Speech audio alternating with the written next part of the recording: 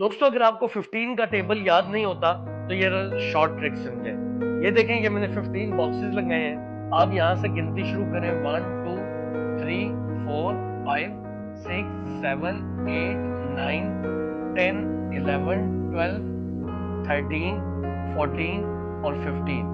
अब आपने क्या करना है कि यहाँ पे जो है आपने 5 लगाना है, इधर 0, फिर इधर 5, फिर इधर 0, फिर इधर 5, फिर इधर 0, फिर इधर 5, फिर इधर 0, फिर इधर 5, फिर इधर 0। और इसको आखिर में आप क्या करें, रेस कर दें। तो जब आप रेस करेंगे तो ये देखें आपके पास 15 का टेबल आ गया। 15 1s are 15, 15 2s are 30, 3s are 4s are 5s are 6s are 7s are 8s are 9s are 10s are। तो ये दोस्तों कॉन्सेप्ट था कि किस तरह से आप लोग 15 का टेबल आसानी से याद कर सकते हैं। अगर आपको ये सही समझ आया तो नीचे कमेंट में जबरदस्त